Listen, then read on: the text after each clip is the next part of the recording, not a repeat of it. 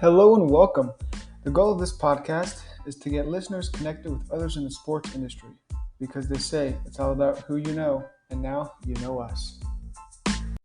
Hello, everybody, and welcome to the Constant Sports Podcast. I'm your host today, Connor Shank, and joining us is the man, the myth, the legend, NFL insider, football content creator, Colin Giuliani, also known as Jaguar Gator 9, probably more prevalent that as more people know him as Jaguar Gator 9. So thanks for jumping on today, Colin. Thanks for having me. This is going to be a lot of fun. I can't wait. Oh, yeah, we're looking forward to it. So for all the viewers and listeners out there, a little bit of background on Mr. Jaguar Gator 9 himself. So he runs a YouTube channel coined Jaguar Gator 9, talking about the history of the NFL. He uploads every day on his channel and has for the past 3 years, posting over 1,000 videos on the history of football. The channel currently has over 50,000 subscribers and a maximum audience at one point of 125,000 viewers in a day. Also, this channel is his full-time job, is something we'll dive into as we met at the Arizona State sports non-business program, where he obtained also his JD there. So we'll touch on that a little bit, to his conversion into YouTube as his full-time job. He also has two other channels. One is directed kind of towards the college football audience and whatnot. That's Jaguar Gator 8. He's also got a baseball channel called Jaguar Gator 7. And then we'll kind of jump in, Colin, here to your background. So you went to High Point University, where you got your sports communication, also a minor in sports management. So what was it about sports, specifically with the sports management minor and whatnot, that you chose High Point and you wanted to take your education in that realm there? Yeah, there were a lot of reasons why I chose High Point. I mean, the campus was just beautiful. The dorm rooms were amazing. But from the sports standpoint, I always knew I wanted to do something in sports. I knew that for a very long time, that sports was my passion. I wanted to pursue that passion. I wanted to do something in sports. And High Point really gave me an opportunity that not a lot of schools did. They had this program called SportsLink. And what SportsLink is it's basically all student run.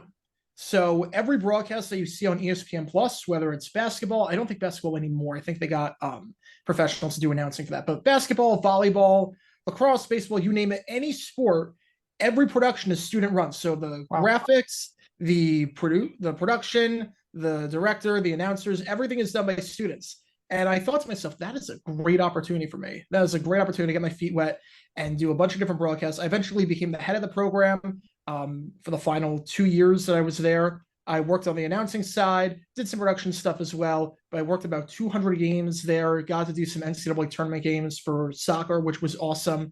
Got to do some conference tournament games for volleyball when the conference hosted the tournament at High Point. So yeah, it was a lot of fun. I was like, I'm going to get some really good experience, going to get some really good experiential learning opportunities. Let's do it at High Point. Why not? Yeah, no, it'd be wonderful. And that's really what it's all about, right? Getting the experience and learning and seeing what you like and don't like. So you mentioned you did over 200 broadcasting games and events there. Is it the Big South Conference? Yes, Big South. Right? Yeah. So one of the few conferences that we have not, or one of the few conferences that have not been heavily impacted by the real. I was gonna say they're not jumping ship anytime soon. So what was it about broadcasting that? I mean, is that something you wanted to go into? You want to be a broadcaster? So you kind of what led you down that path? Oh yeah, I've always loved the broadcasting idea. I've always been the person that has been commentating on games. Back in high school, I was working on broadcasting for football and for baseball. I just always loved doing that. I would always, when I would play video games like Madden and FIFA, I would turn the volume off and I would just commentate the game myself. I would do that, which is great practice. If anyone wants to get into that field, that is phenomenal practice. If you do want to get into broadcasting, try that. It will make it a lot easier for you. But I always loved doing that and was like, I want to try something in broadcasting. I knew after going to High Point that it wasn't for me, in the sense that it's a lot of nights, a lot of weekends, a lot of travel. Yeah. I didn't really like the direction the industry was going in, but it was so much fun to do. And I would love to just hop on games. I mean, I do live streams now where I broadcast games from my apartment. And I would love to just if High Point ever gets me back, if I ever visit High Point again, I would love to hop on some games and whatnot. So I still keep that chapter open, but I loved every second of it. It just wasn't for me long term, but I always wanted to do something in the broadcasting industry. Yeah, well, that's important to figure out early in a career, right? So, you might think you like something, so you go on that path, but then you realize, okay, maybe it's not for me, and you kind of choose a different, divert courses there, and then you ended up you came on the West Coast, so East Coaster, ended up here on the West Coast, and you came to the Sandra Day O'Connor College of Law at Arizona State, where you got your master's in sports law along with your JD. So I'm assuming you're thinking lawyer, law schools, were you sports agent? What was the JD and MLCB program about? Yeah, so when I was thinking about going to law school, I didn't really know exactly what I wanted to do yet with my career, but there was something about the agency route that intrigued me. There was something Mhm. about being a sports agent. I was like, look, I'm good with stats. I'm good with all that kind of stuff. Good with contract negotiations. I took a lot of classes. In undergrad, I took a sport law class, and there was like a mock trial. I'm like, I could be pretty good at this. So I decided, you know what? Let's go to law school. Let's go to Arizona State. Part of the reason why was because they were the first one to get back to me. They called me back in October, and I was like, okay, they're on my radar now. I always want to go on the West Coast, also. Just better time zone, better weather. Just I love it out here. Uh-huh. But the other thing with ASU was just besides the fact they have the sport law and business program, which was huge for me. The big thing for me, the selling point for me, was honestly taking a class with Bud Selig. Yep. I was like, you know what? How many places are you going to be able to pick the commissioner of baseball's mind for half a semester? And I was like, that is the big selling point. I'm Oh yeah, no like doubt. when I was like thinking, like when stuff was getting bad in law school, I was like thinking about like maybe switching course, maybe like dropping out. Like, now you got to stick in just for the commissioner's class. Just stay for the commissioner's class because Hold this is a on once tight. in a lifetime opportunity. No, yeah, it's perfect, and he's kind of the namesake of the program. So, if, Oh, yeah. baseball people, I mean, not even if you're in baseball, just in general, working with the commissioners is super cool like that, and so that's definitely one of their biggest selling points. The program also, like you said, the weather, location's perfect, and Arizona's a good spot for sports. I mean, not successful sports maybe, but definitely sport teams and sporting events. Diamondbacks are breaking my heart right now. Yeah. Diamondbacks are Hey, breaking yeah. my heart. You could be a Padres fan like myself. So, Oh, hey, hang on tight. oof. Yeah. Yeah. We'll Both just got to worry skip. about the Dodgers. We Yeah, both got to worry about the Dodgers. we'll So. skip over. We'll skip over that and the suffering as a San Diego sports fan myself. But so let's kind of dive into. So now you're full-time YouTube content creator, football insider extraordinaire. So what was it? Kind of the decision, the inflection point of, all right, I'm going to law school, but then, all right, I'm going down this career path full time. Yeah, so what happened with the YouTube thing was basically when I was an undergrad, I would do a lot of just research for the sporting events I would cover. Because one of the big things with broadcasting is preparation. Yep. You got to be prepared. You can't just hop on the mic and just do it like that. You have to be prepared. You have to know all the stats, do your research beforehand, think about talking points. So every single time in college, when I was not working a game, I was basically just researching for games that I was going to call. And Mm, that took up a lot of time. When I went to law school, I didn't really have that outlet. I didn't have that outlet at all. It was just I show up to class and then I come back. yep. And I had a lot of free time compared to what I had in college. Mhm. And I was all on my own. I didn't have any family out there. I knew no one when I went out there. So I was basically a lone wolf out there. So I was like, you know what? I love talking about NFL history. I wrote a lot of stuff about NFL history. I had a blog back in high school. I did some posts on Reddit. I was like, you know what? Let's take these things and turn them into videos. I know there are a lot of content creators that's starting out to get big on YouTube. Your Uh-huh. Name Tree, a big one that was a big inspiration for me. John Boys from Secret Base. Yep. So it's like, let's try this route and let's just see what happens. And it was just a hobby for me. It was just a hobby, and it grew. It grew for sure. It was just a fun thing on the side to do while I was in law school. I would come Yeah. back and I'd work on videos, and then COVID happened. And when COVID happened, I went back to New York to stay with the family because there's no point in quarantining out here by myself. Right. So I went back to New York. And I thought to myself, look, there's nothing going on in the world. There's absolutely nothing going on. There are no sporting events on. There's Yep. no social gatherings that you are going to. You're stuck in this house for the next 6 months before the next semester Foreseeable starts. future. Yeah, you're stuck here. So, and there's nothing happening in the world. So, you know what? Let's do this YouTube thing and let's just pump something out every day. That's gonna be the thing. Law school's kind of on the back burner because everything's pass fail. Uh-huh. And I had a professor that said, look, I've been teaching for 10 years. I failed 2 people in my life. One person wrote down nothing on the final, the other person wrote down one sentence. So that was when I was like, oh, you have to actually try to fail in law school. Yeah. Like it wasn't about ABC at that point, it's pass Mhm. fail everything that semester. So I was like, let's make it a mission to post every day on the channel. Find something to pass the time and let's post something every day. I was like how a lot of people took that time to like better themselves and start new projects. That was my thing. I was taking the channel more seriously and instead of treating it like a hobby, treating it like a full-time job, even though I wasn't really making anything off of it. Right. And then it just kind of grew from there. And then when everything got back to normal and I went back to Arizona and things were starting to loosen up Mhm. and football season was back, I thought to myself, I'm never one to just rest on my laurels. I'm never one to go back to where things were. Let's keep doing this and let's keep posting every day, even when law school was starting back up and everything was back in person, everything was going back to normal. I just kept doing that and kept doing that. And then eventually, like 2.5 years ago, it went from, this is good side money, it's fun, to, oh, wait a sec, this could actually be, Might have something here. this could be like a career. Yeah. It took off from that point, and it just kept taking off. And I've been very fortunate, very blessed to do it. And I knew at that point, look, I'm going to finish law school. But after that, I'm going full on into YouTube. I'm just going to try and make this thing work. And fortunately, so far it has, which I've been really, really fortunate about. So I basically took COVID as a learning opportunity for me to, like, I had free time. I was like, I'm going to do something with my time. I'm going to better myself for it. And it's led to this incredible career that I have right now. It's still a job for sure, but it is the most fun job I can imagine. Like 10-year-old me would have just been in awe of everything. Yeah, I was going to ask earlier if you were to go, because you had some tweets there that you kind of went down the same like rabbit hole here. But it was, if you were to go to your 14-year-old self, what would you say? At 14-year-old Jaguar Gator 9, what would you say to yourself now looking back? I would tell him, look, first off, you're going to have a franchise quarterback. Trust me, you're going to have a franchise quarterback at some point. Like, trust me, all these years of pain are going to be worth it. But That's funny. he would say, look, your dream job growing up was like to work for ESPN, work in broadcasting, and you kind of get to do that on your own terms. You get to wake up every day, and you just get to go into an office surrounded by all this football stuff and just talk football for a living. Like I just tell them, stay the course, man, because you are going to be in awe of the life that you've created for yourself.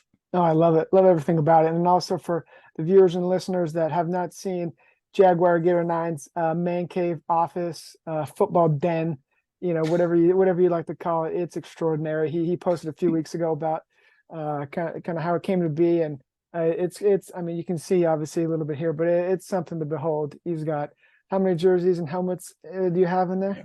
I think it's 231 autographed mini helmets. We're adding a few more full-size helmets. So I think it's gonna be about 32 or 33. And then jerseys we're at 47, and I have a few more coming in because I have some expansion pads in here. So I think it's gonna be 55 autographed jerseys. Yeah, so yeah, he's got quite the office there down there. So let's just dive in a little bit to kind of how you created I mean, your dream life, your dream career, right? You kind of, like you said, in COVID, just went for it. Put your head down, got after it. So you mentioned you upload daily.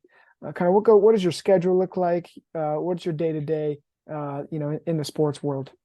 It depends on the day itself, but it's a lot of work. I will say this: as great as the job that I have, it doesn't feel like work to me a lot of the time. But it is a lot of work. It is about 80, 90 hours a week. I'll put it this way: Sundays in particular during football season I work 9 to 5 Sundays during football season, but by 9 to 5 I mean 9 a.m. to 5 a.m. It is brutal. So it starts where I basically watch the football games. Sunday Night Football, I live stream the game with my followers, and then I'll work on the video and I'll do a Q&A stream after that for about 2 hours, talking about all the games and whatnot. And then I'll work on the video coming out the next day about something that happened during that day, probably a dumb decision by a head coach or something. Yep, love it. Usually the schedule is work on a video, find the story, which can sometimes take 3 minutes. Sometimes it can take a lot of digging. Oh, yeah. Find the story, write the script, record everything, find the clips that you need. And I'll do that once, sometimes even twice a day, because I have to work on the college football channel, the baseball channel as well. Wednesdays, on top of all that, I do live trivia. So I have to create the trivia questions, set up the stream for that. And I do that for Thursday Night Football, and I do that for Monday Night Football as well. So it is a lot. Basically, every waking moment of my life, if I'm not sleeping, with very few exceptions, I am working in the office. I'm staying here, just working nonstop, Pumping out the football content, and I guess baseball too. Because I figure like everyone's got a niche. Everyone's got a niche, and everyone's got something that sets them apart from everyone else. My thing is not just NFL history, and there's so many stories about NFL history throughout all the years that no one has uncovered really. My thing is that I upload every day. And I take a lot of pride in the fact that every single day at 9 a.m. Eastern, you can expect an upload. And there's not any channels really that do that in my realm. So I'm like, I found my thing that sets myself apart, and I'm gonna just stick with it. I take a lot of pride in my work ethic and just how insane everything is. But Yeah, no. I love Right. it. Yeah. I mean, it's discipline, right? And that's kind of how the successful become successful. It's the discipline, daily kind of actions that you do. And so pumping out those, those videos every day, and your audience is growing as I guess you've seen, and as I've seen, kind of just been following it since, I guess I met you was that year and a half ago or something, Yep. and you just pumping out this content. I mean, absolute juggernaut you are. So it's been fun to see. So I guess what's your favorite part about creating the football, I guess, and or baseball content? Is finding the videos, making the stories. Yeah, it's tough. A lot of the time, just finding the stories themselves is crazy. Like I found some crazy stories that no one else has uncovered or talked about before because they're like a blurb or two in a newspaper article, and I'm like, wait a sec, that's actually fascinating. Yeah, Why do you not elaborate on? Why'd you not elaborate on that? Or like, how did this get lost throughout history?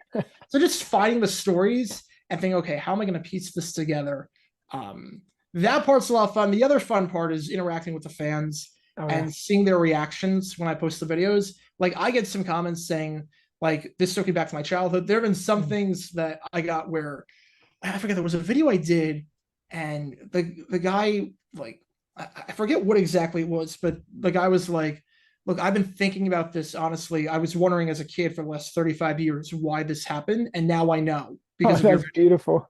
thank you so much. And I'm like, oh my God, wow, that's amazing. Or like when people say, look, I'm a diehard fan of this team, I had no idea about this story. The most rewarding part by far is I've gotten comments from players and stuff that have watched my videos on them. And when they say, oh, this took me back, or like, thank you so much. There was one player that died recently, Jerry Ellis. And I saw his family watched my video that I did on him after he died. And he was like, and they were like, I had no idea about that story of him. Like, Wow, very cool. I'm like, oh my goodness. I love uncovering history like that. I really, that's my favorite part of the job by far, uncovering history and then watching people's reaction to my uncovering of it.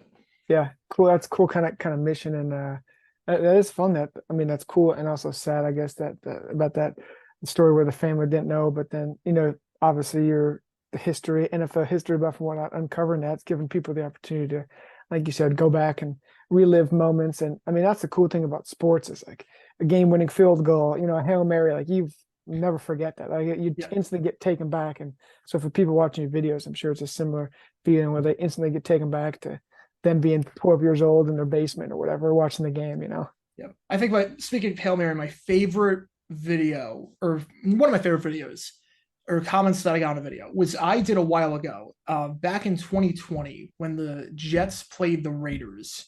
Greg Williams called like a blitz on a Hail Mary. Oh, loved it. Yep. Remember that. And I had a theory about why he did that. I went back to like 2010. The Saints were on a bye that week. Greg Williams was the defensive coordinator, and that was the same week that the Jaguars Texans Hail Mary happened with Mike Thomas, where they played everyone back and the ball just went right into Mike Thomas's hands. And I said, I have a theory that this might be why he did that, because every Hail Mary that Greg Williams was on before that, he's sent everyone back. And everyone since then, he blitzed. So I had a theory. And then a player saw my video, a Saints player commented on my video and said, no way. Hey, your theory is 100% right. That's like awesome. Greg Williams actually said that. I'm like, oh my goodness. Look at this. Like I just uncovered something. I just broke news. That's awesome. I mean, it makes sense. I do remember that all out blitz, blitz the house and then just walked into the end zone. I was furious because I thought we were going to lose Trevor Lawrence on that. I was like, I need the Jets to win. But it did in the end. So I guess we'll kind of segue into the NFL a little bit more here. So we just had some questions regarding kind of NFL and the business. So where do you think, or do you think the NFL will ever actually place a team in another country? I think so. I think they've realized at this point, look, we've kind of maxed out in America. Like, I'm not sure how much bigger you can get in America. Right. The ratings have kind of plateaued for Super Bowl and for everything. You've basically played in all the major markets. Maybe there's like 4 more markets you could realistically put a team in America before you oversaturate things. But other than that, I think definitely we're going to see a team in Mexico at some point. And England, I think we're going to see at some point as well. I think Europe is the next frontier. Yeah, for sure. No doubt. I don't know when, but probably in the next quarter century. Yeah. I think Roger Goodell's final thing he does as commissioner will be putting a team, whenever that is. I think his final thing, his legacy, will be putting a team in Europe. But yeah, that would be a lasting legacy in and of itself, because he just signed his he just re-signed, right? Didn't he? Yeah. A few months ago, so he'll be there for Yep. a few more years at least. And I think yeah, Europe would be cool. The travel would be interesting though. I mean, it would be. I mean, I guess they ought to do it now, but it'd be on a more consistent basis, I guess. So My guess with if you were to do it, my guess is that you would have a hub city. So you would practice in that hub city, then just fly back and forth to the European city. So, like, let's say you have a team in London, let's say, they would set up camp. They would do everything in, let's say, like Raleigh, Durham, or Richmond, or somewhere like that, somewhere on the East Coast, and then they just fly out for those games, and then maybe they have like 3 or 4 games in a row at home in London, and they just stay there. But for everything else, they would set up a base somewhere in America. That'd be my guess. That'd be the logical way to do it. Yeah, yeah, that would be logical. Sometimes, yeah, these people aren't too logical with decisions, but that would make sense there. And then, what are your thoughts on kind of the college football, as you have your college football channel there, on the the conference is basically imploding. You got the Pac-12, who's looking to have their best year as a conference, and then imploding here within next year. Where do you see the conferences? Do you think mega conference? Do you think what are your thoughts? Yeah, I hate it. I hate it. Look, for football, I don't mind it. For football, I will say I don't mind it because you're playing one game a week. These schools have the budget to travel back and forth, and it's one game a week. Yep. They're pretty much doing that as it is. So I don't mind it for college football. I hate that we're losing like regional rivalries like that, but I don't mind it necessarily. But I just look at it for the non-revenue sports. I don't know how they're going to survive. Yeah. Like, you're telling me volleyball and, let's say, Oregon and whatnot, like, you're going to have to fly constantly commercial to New Jersey and Maryland and Pennsylvania. I don't know how these non-revenue sports are going to survive. I really don't. I just feel so bad for the athletes there because we're taking away so much of the student athlete experience. Like, I'm not sure how much they're going to be on campus. Yeah. Again, for football, I don't mind it because you're doing that travel anyways. And it's one game a week. It's not a big deal. But I really wish that these conferences stayed intact just for the non-revenue sports, because it makes a difference. I don't know how a lot of these sports are going to survive because they're going to be the first ones cut when the money's not adding up. Yeah, no doubt. And I think that's what, a lot of us thought when this first happened, right? It's like, you got these West Coast schools playing Rutgers. Like, how's, men's baseball, women's softball, like, you're playing a 3-game homestand, and that's back and forth. You're playing Friday, Saturday, Sunday. Are you going to fly back? I mean, you're missing 4 or 5 days of travel in 1 week. Yeah. Like, that's just, that's a mess. Like I don't know, with SMU in particular, with SMU, there's not going to be a single school in driving distance of SMU. Oh yeah, not they even join the close. ACC. It makes no. I don't like it for that reason. Yeah. I think we took the wrong lessons from COVID. I think COVID said, look, you can learn virtually, so we don't necessarily need to be on campus. But that's the exact opposite of what we should have looked at, because it's a completely different experience, and you need to be on campus. There's something about that, and a lot of these student athletes are going to be missing that, and I don't like it. I don't like it. No, I'm with you. Yeah, it'll be fascinating where they go next, and if what happens with the NCAA and their interesting decisions as they've been making as a business or corporation. So yeah, it'll be who knows where the NCAA will be in 5-10 years. I mean, that's a new story in of itself. It's a 30 for 30. Yeah, it look a lot different than it is now. Oh yeah, I can't wait to see what that looks like.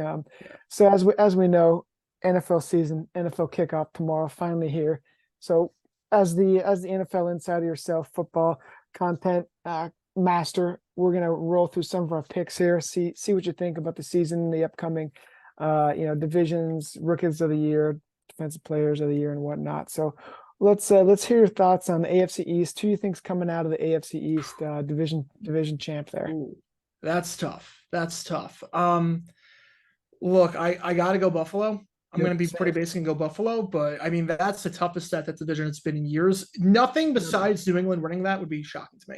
Yeah. I could see Miami making a leap now that you got a very good defensive coordinator and you bolstered up that team in a big way. I could obviously see the Jets with Aaron Rodgers and that offense, but I'm going to stick with Buffalo. I think they're the most well-rounded team, but nothing outside of New England would shock me. Yep. I think I agree there. I'm going Bills too, but the Jets, I feel like it's kind of like they could just suck like 10-7. I mean, like, a few games over 500, they could go like 13-4 or something. I mean, I wouldn't be surprised either way, to be honest. So I'm with you there. And then AFC West, I think the Chiefs are coming out of there. I'm not sure until someone beats them. Really, I don't know. What about you? Nope. My thing is I'll believe it when I see it. I'll Yep, believe it when I see it. Until someone ends up throwing the Chiefs, there's no reason to bet against them. yep, I'm with you there. And then we'll go AFC North. Eh, Thoughts there? Yeah, I'll say the Bengals. I can't trust Lamar to stay healthy. Yep, Steelers, too many question marks. I mean, I think Pickett improves from year 1 to 2, but too many question marks for me. And then the Browns, Watson has not looked good since 2020. He did not look good last year. Has not looked that good this preseason. So I'm going with Cincy.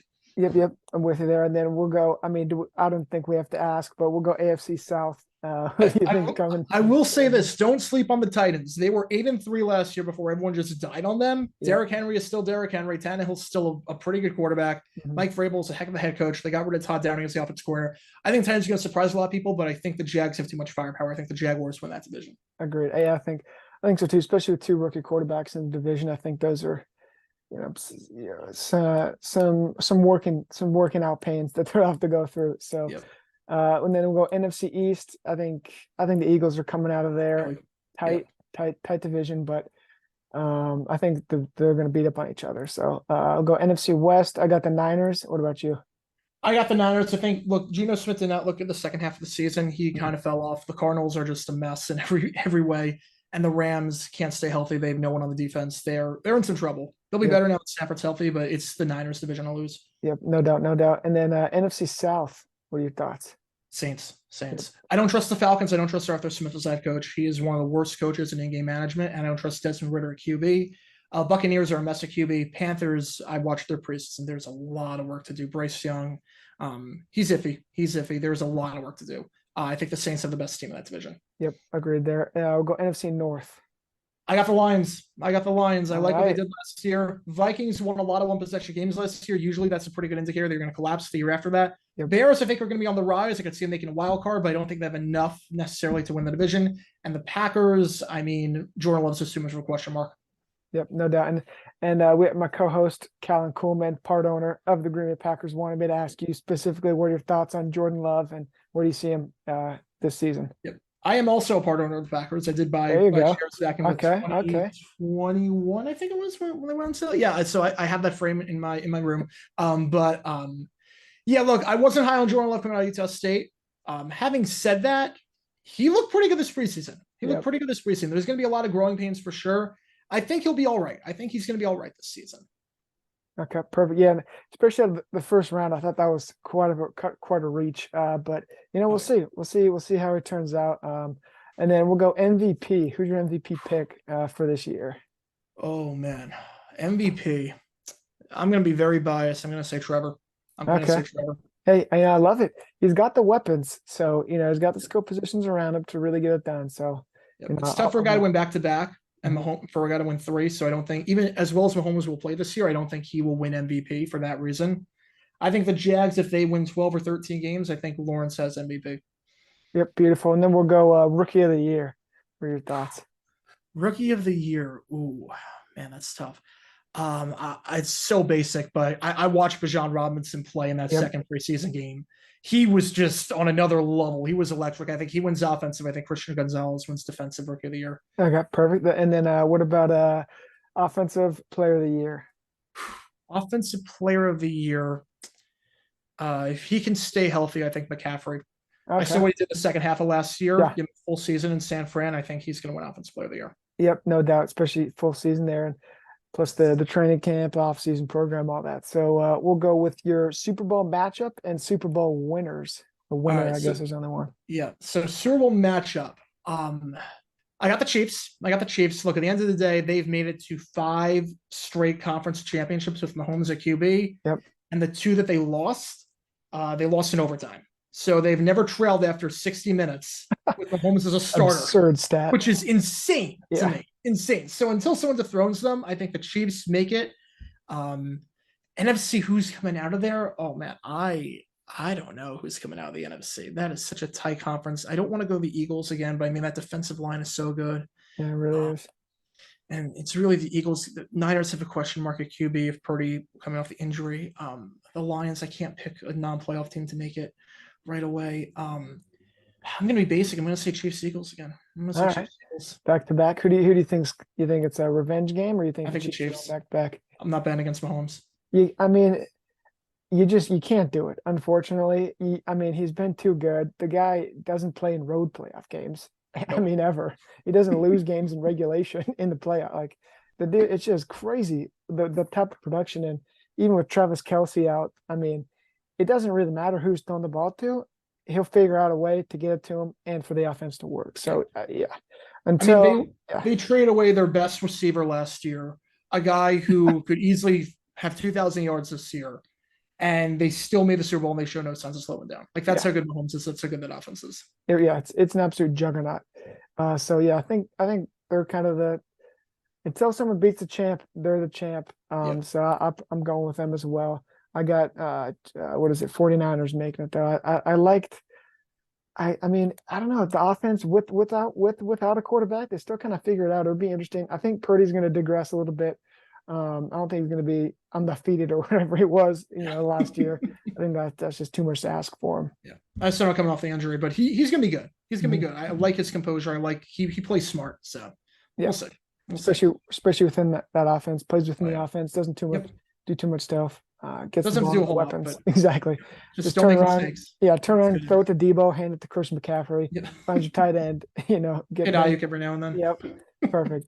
Well, Jaguar Gator 9, we appreciate you jumping on today, spreading the football content history with us and sharing your stories. So we'll give you here the next 2-3 minutes to kind of we'll give you the floor where the listeners can find you, things to keep an eye out for. Yeah, floor is yours. And thanks for having me on again. So I post every day on my YouTube channel, Jaguar Gator 9, some of NFL history. On that channel, I also do live streams of NFL games where we watch the games together. I do that every Thursday night for football, Sunday night football, Monday night football, some select games as well on top of that. So come join me for that. It's a lot of fun. I have a college football channel, Jaguar Gator 8, post on that a bit. Jaguar Gator 7, a baseball channel. Same thing, just the history of baseball. You can find me on Twitter. I post a lot of cool stuff there at Jaguar Gator 9 NFL, or on X, I guess it's now. Yeah. Whatever the name is at this point.